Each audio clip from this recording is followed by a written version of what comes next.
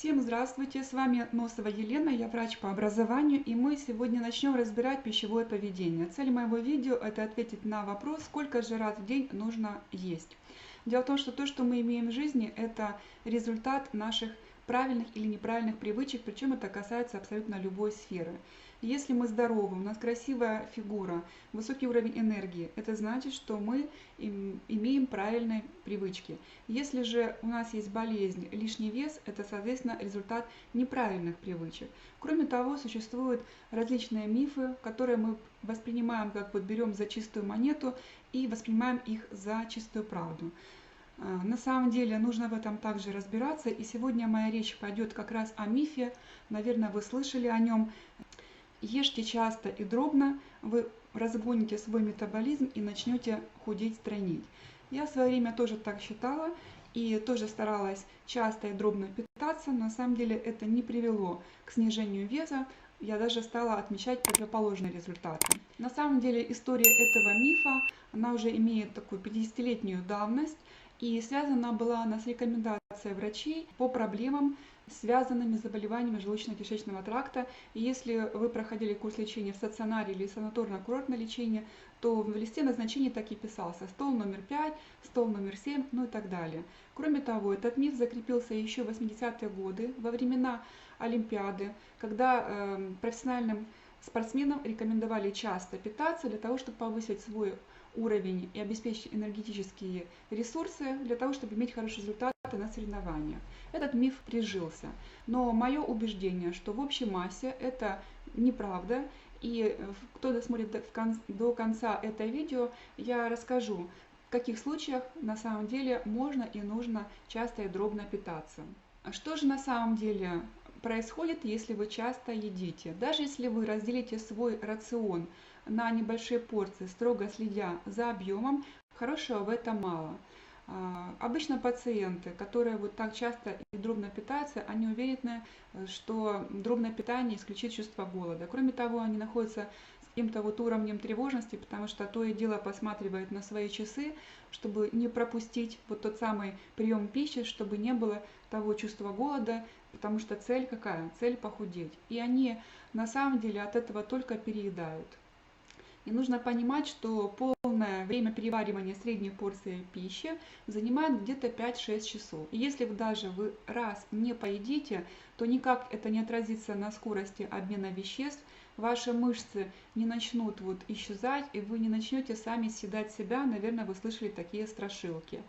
Кроме того, у нас в кишечнике есть флора, которая выполняет роль генеральных уборщиков, и она активируется тогда, когда есть окно между приемами пищи более 5 часов. Поэтому есть смысл использовать наши естественные механизмы самоочищения.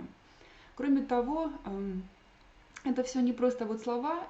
Проводились неоднократно учеными эксперименты, и в частности в Институте биологических исследований в Сан-Диего в Америке проводился эксперимент. То есть взяли две группы мышей. Одну группу мышей кормили в течение 8 часов, 16 часов мыши не ели.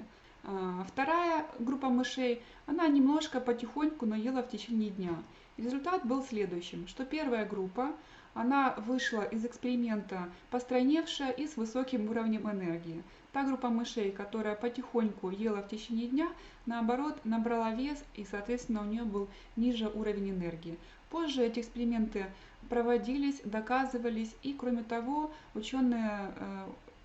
Ученые сделали вывод, что окно между приемами пищи можно вполне доводить до 12 часов, ничего в этом плохого нет. Теперь внимание, это касается людей с гормональными нарушениями, инсулинорезистентность, метаболический синдром, синдром поликистозных яичников, гипотиреоз и связанные с этим бесплодие, люди, у которых вес не двигается с мертвой точки при питании частом и дробном. На самом деле я снимала отдельное видео, можете пройти по ссылке, я подробно рассказываю об этом механизме.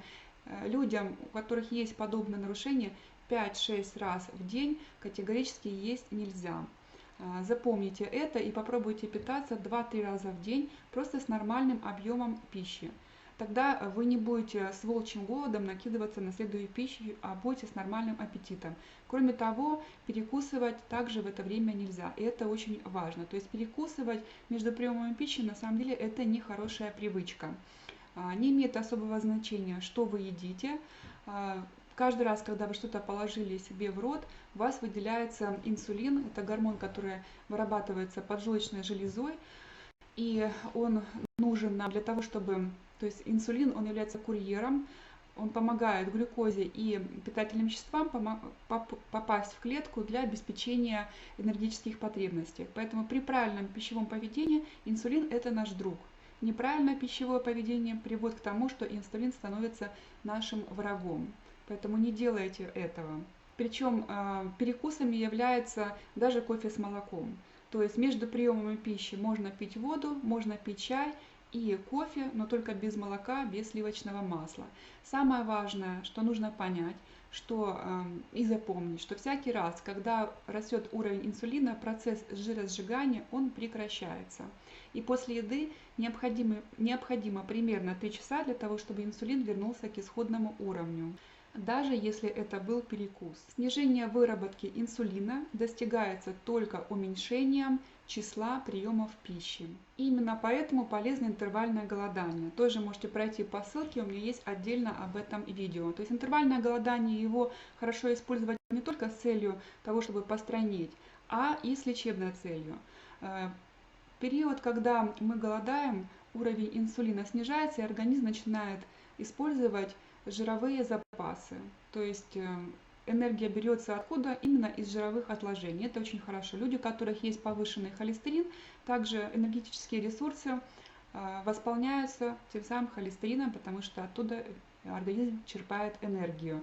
И кроме того, является дополнительным бонусом интервального голодания за счет того, что уменьшается жировая прослойка вокруг внутренних органов, наша талия уменьшается на 5-7%. Это является хорошей профилактикой сердечно-сосудистых заболеваний, таких как атеросклероз, ишемическая болезнь сердца, инсульт, инфаркт миокарда.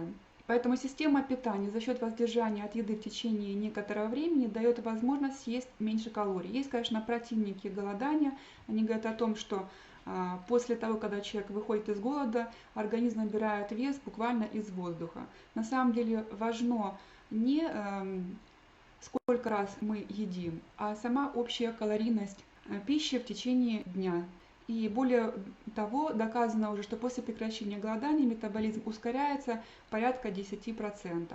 Только очень важно с интервальным голоданием при сахарном диабете, потому что могут быть падения глюкозы, поскольку при сахарном диабете уже сорваны все компенсаторные и защитные механизмы. И как я уже обещала, кому же можно и нужно частое дробное питание?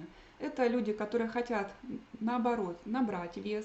Это люди, как я уже говорила, которые находятся под контролем глюкозы при сахарном диабете. А также люди, которые имеют какие-то заболевания желудочно-кишечного тракта, например, при холецистектомическим синдромом. Это когда удален желчный пузырь, он выполняет роль резервуара, то есть там скапливается желчь и выделяется на прием пищи. Вот, если же у человека нет пузыря, соответственно, происходит выработка желчи и ее подтекание в течение дня, и, соответственно, это приводит к раздражению слизистой кишечника, в будущем к воспалительным заболеваниям и к онкологическим заболеваниям. Ну и, конечно же, это спортсмены, которым нужно постоянно пополнять энергетические затраты. Если они добавят 1-2 приема пищи, для них это совершенно нормально. Это один из мифов, который мы сегодня с вами разобрали. Ставьте лайк, делитесь этим видео, подписывайтесь на мой канал, и вы в дальнейшем будете в курсе моих новых видео. Всем хорошего дня, будьте здоровы!